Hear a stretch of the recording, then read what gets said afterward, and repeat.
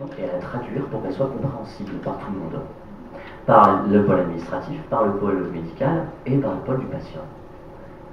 Avec toutes les difficultés que ça pose, évidemment, je vais y revenir. Mais ce travail de traducteur, je trouve qu'il est important. Quand Nadeau dit quand une infirmière injecte par intraveineuse un produit, la plupart du temps, elle le fait en discutant avec le malade pour le rassurer. Et parfois, en griffonnant par exemple sur un papier, une nécessaire prise de contact, je ne sais pas, avec les services sociaux. Donc ça veut dire que l'infirmière est toujours à la jonction de ces trois mondes. Elle est toujours au milieu. Elle est dans l'antre pas au dénouement. Et du coup, on peut penser l'infirmière comme l'intermédiaire culturel, au sens l'intermédiaire entre les champs culturels. C'est l'expert, l'infirmier, c'est l'expert en coordination d'informations. Des informations qui souvent sont assez compliquées. Et quand on regarde ce que fait un infirmier dans la vie de tous les jours, on constate qu'il passe 50 à 70% de son temps à gérer de l'information, à faire passer de l'information d'un pôle à un autre de cette manière-là. Et d'ailleurs, pour illustrer ça, Nadeau dit, en fait, l'infirmier, c'est une tour de contrôle, ou c'est un centre d'aiguillage, justement, qui va gérer le trafic des données à l'intérieur de l'organisation de santé. Sachant que son boulot, ça va devenir, au fond, de coordonner donc les données transmises, et de satisfaire les demandes, et surtout d'assurer la sécurité, parce que quand vous faites une transmission d'informations, vous devez la faire parfaitement. D'ailleurs, c'est ça le casse-tête. Comment transmettre une information médicale à un patient, tout en la rendant à la fois compréhensible, et à la fois vraie. Pas en infantilisant le patient, ou pas en arrangeant un peu les choses, etc. Et évidemment, c'est extrêmement compliqué. Et Nadeau nous dit, mais ça ne doit pas nous choquer, ça. Parce que ça a toujours été comme ça. Le métier de l'infirmier a toujours été un métier, justement, qui se situe entre plusieurs pôles. Et il remonte même à ce qu'il appelle Nadeau la période profane dans l'histoire des sciences infirmières. Et il dit, mais quand on regarde l'infirmière, même à l'époque de l'Antiquité tardive, ou même à l'époque du Moyen-Âge, déjà elle était prise entre plusieurs pôles. Par exemple, dans l'Antiquité tardive, l'infirmière, c'est celle qui est entre le pôle, le domus, c'est celle qui prend soin du domus, c'est-à-dire du domaine. Elle prend soin de la famille, et elle prend soin de l'homme. Mais elle s'est toujours trouvée à l'intersection des pôles. Et ça veut dire quoi? Mais ça veut dire qu'à travers le changement des institutions, et qu'on connaît particulièrement aujourd'hui, malgré ces changements incessants institutionnels, on a peut-être une pratique qui est atemporelle. Cette pratique du médiologue de la santé, qui est l'infirmier. Alors, je vous ai brièvement exposé ce dont parle Nadeau. Bon, selon moi, il y a évidemment des critiques possibles. Et je suis sûr que vous êtes mieux placé que moi pour évaluer la pertinence des critiques. Mais je vais vous dire pourquoi je l'ai retenu ce soir et pourquoi je l'ai trouvé intéressant. Parce qu'il me paraît éviter certains écueils, notamment deux vrais écueils qui seraient, alors je les ai appelés l'excès de care ou l'excès de cure, justement. Je vais essayer d'expliquer ça. En fait, si vous partez du principe qu'un infirmier il est entre trois pôles, vous constatez qu'en fait, à chaque fois qu'on a cherché à donner une identité à l'infirmier, on l'a réduit à un de ses pôles. C'est-à-dire, soit on l'a réduit à l'administratif, soit on l'a réduit au médical, soit on l'a réduit à la relation patient. En ne comprenant jamais que peut-être que toute la pertinence du métier d'infirmier, c'était justement d'être entre ces pôles, et pas de s'identifier à l'un de ces pôles. Je vais donner quelques exemples pour que vous compreniez. Quand on s'intéresse, par exemple, je suppose que certains ont lu déjà tous les articles concernant le caring, le care, etc., etc. Je pense notamment à Jean Watson, qui est vraiment, qui fait figure d'autorité en la matière. J'ai commencé à lire ses articles et même un de ses livres, et je me suis dit c'est intéressant parce que Jean Watson a dit qu'il faut orienter intégralement le métier d'infirmier vers la relation de soins. Alors ça paraît comme ça, pourquoi pas, mais au bout du compte, ce qui est intéressant, c'est que si on la suit jusqu'au bout, alors on peut comprendre qu'il faut orienter la relation de l'infirmier avec le patient, on comprend que c'est important, surtout dans une médecine, j'y reviendrai, qui devient de plus en plus technique, qui a tendance à s'occuper de plus en plus d'un corps et de moins en moins d'un patient, voire même qui a de plus en plus tendance à s'occuper d'une série de données plutôt que d'un patient. On sait que cet écueil, il existe, et il existe d'autant plus dans les pratiques médicales où la technique est fortement présente, évidemment. Donc on comprend qu'il y a une importance de réhumaniser le patient. Évidemment que c'est important. surtout quand il est tiraillé entre plusieurs médecins. On comprend que l'infirmier, il est vigilant de ce point de vue-là. Mais le problème, c'est que quand on lit Jean Watson, elle nous dit, oui, donc l'essentiel, elle nous dit précisément, l'essentiel, c'est cette relation de soin avec le patient. Et après, elle nous dit, l'accessoire, c'est le milieu où le soin est prodigué. Et ça, je pense que c'est une erreur.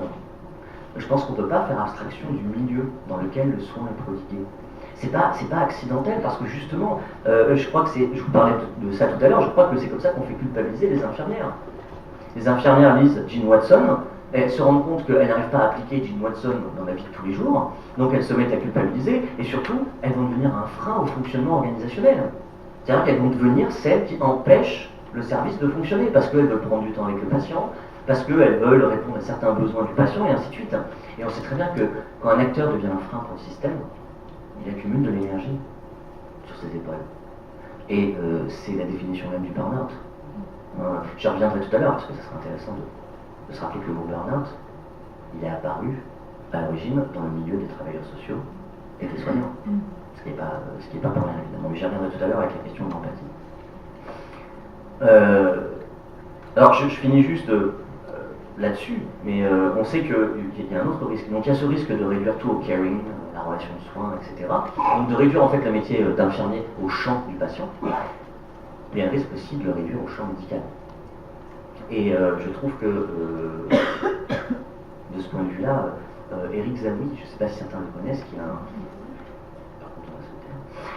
Éric Zaoui, qui est un cadre infirmier, a bien montré ça, je crois. Alors je laisse ça à votre appréciation. On sait que le fonctionnement de l'hôpital a induit des spécialisations très fortes, avec des services qui ont des logiques très différentes les uns des autres. Ce qui peut être un vrai souci. Et on sait qu'il y a une forte technicisation des soins qui devient de plus en plus importante et qui éloigne les soignants pour le coût du patient. C'est une évidence. On sait aussi qu'il y a une augmentation du taux de productivité à l'intérieur des hôpitaux, qui devient parfois même, il faut être honnête, absolument aberrant. Et on sait aussi qu'il y a un cloisonnement des logiques professionnelles qui est de plus en plus fort, au point qu'on peut se demander comment faire discuter les gens entre eux. Tout ça, la conséquence, on sait que c'est la déshumanisation de la relation de soins. Le premier qui trinque évidemment tout ça, c'est évidemment le patient. Et le problème, c'est qu'il y a eu une tendance, nous disait oui, dans le monde infirmier, et je crois que ça c'est un problème qu'il faut vraiment prendre en compte, c'est de recourir au modèle scientifique chez les infirmiers. En se disant, le modèle infirmier, le modèle scientifique, je veux dire, il est très valorisant, et il est très valorisé dans la société. Donc on a eu recours à ce modèle. Et le problème, c'est que ça, eh bien, progressivement, ça induit une sorte de hiérarchisation chez les infirmiers eux-mêmes. Alors je laisse ça à votre appréciation dans votre vécu, mais en fait, Zaoui nous dit, on se rend compte que plus vous êtes proche du corps, plus vous avez un exercice qui est proche du corps, par exemple infirmier en gériatrie, plus vous êtes au bas de la hiérarchie.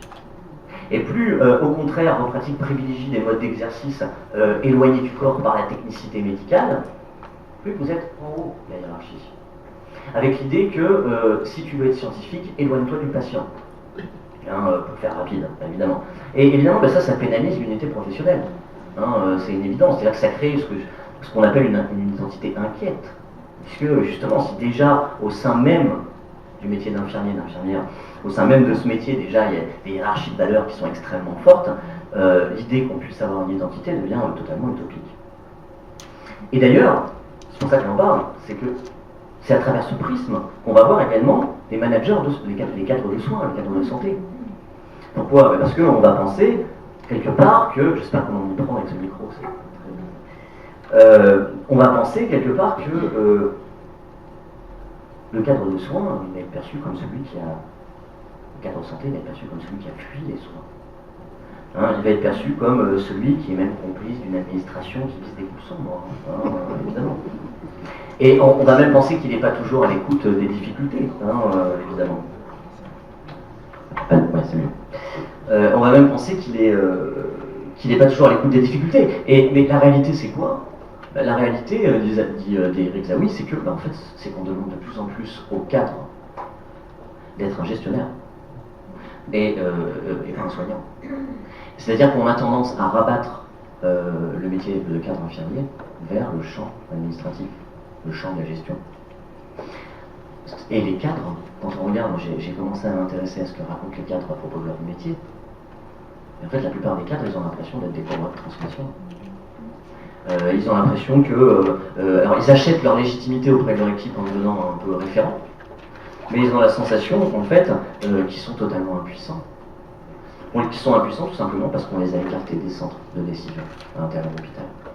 Je laisse ça à votre appréciation, évidemment. Du coup, Zahoui, comme il n'est pas juste quelqu'un de pessimiste, avec Zahoui, il dit peut-être qu'il faudrait réfléchir à ça, et peut-être qu'il faudrait réfléchir à comment construire une identité infirmière depuis la base. Non pas que quelqu'un vienne comme moi faire un discours sur l'identité infirmière, mais que les infirmiers et les infirmières eux-mêmes, dans leur pratique, génèrent cette identité. Alors, évidemment, elle ne va pas se générer comme par magie, ça va de soi. Et qu'est-ce que propose à ce sujet Eric Zahoui? Il dit il faudrait peut-être revenir aux réunions. Alors, le problème, c'est que les réunions, tout le monde les fuit. Et c'est normal parce que moi-même, je suis enseignant, je sais à quoi ça ressemble une réunion. On n'a pas toujours l'impression qu'une réunion, c'est un endroit où on gagne du temps. Ça va de soi. Et puis on sait que il y a des effets, ce qu'on appelle les effets de réunion, qui font que les réunions ne sont pas toujours fécondes. Mais voilà ce que dit Eric Zahoui. Il dit en fait, ce qu'il faudrait faire, il faudrait encourager de faire des vraies réunions, pas dans l'urgence, ce qui va supposer certaines choses évidemment, où au bout du compte on partagerait la réflexion sur les situations de soins. Où on essaierait d'échanger, ce qui pourrait être un rempart au malaise, sans que ça se transforme en thérapie de groupe, évidemment.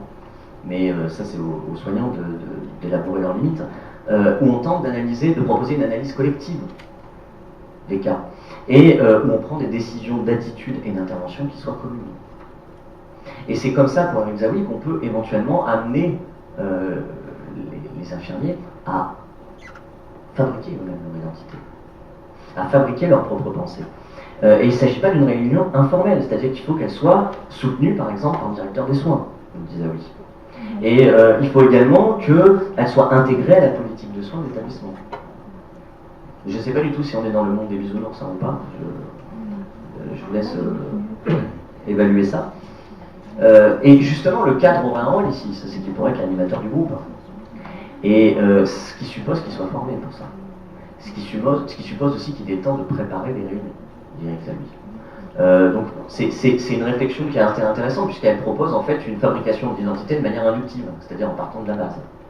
Et non pas ce qui peut vite devenir un discours de pouvoir, c'est-à-dire quelqu'un qui va vous attribuer votre identité depuis l'extérieur, comme moi par exemple, pour le coup. Du coup,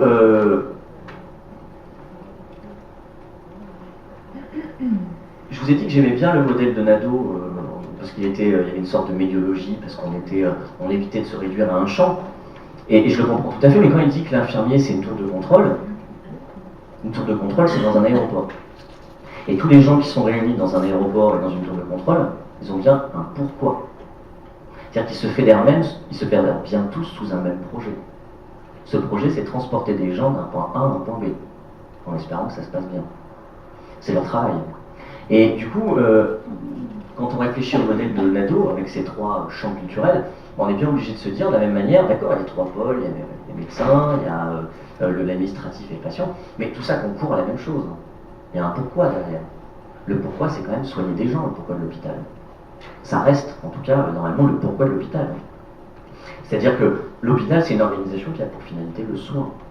Et donc le soin va prendre une importance capitale, mais ça veut dire quoi? Ça veut dire que les infirmiers ne peuvent pas être les seuls à être dans le care, à être dans le soin. Il faut que l'organisation y soit également. Et je vais en reparler de façon plus concrète par la suite. Et justement, je trouve que celui qui évoque très bien cette question, c'est Walter Esben. Je ne sais pas si certains le connaissent. C'est un Belge. Je ne sais pas pourquoi je précise qu'il est belge d'ailleurs. Et justement, en fait, j'ai regardé des milliers de conférences sur des philosophes qui parlaient du care. Et moi, ça m'intéressait parce que je suis philosophe, évidemment, enfin, je sais. Mais je ne suis pas persuadé que ça serve dans la logique professionnelle. Parce que ce sont des discours qui sont rapidement extrêmement abstraits. Et l'avantage de Esben, c'est qu'en fait, lui, il pose la question suivante, il dit d'accord, il faut être dans le prendre soin. Mais pour savoir si toute l'administration, si toute l'organisation doit être dans le prendre soin, il faut réfléchir à quels sont les moyens de chaque profession pour qu'elle puisse prendre soin.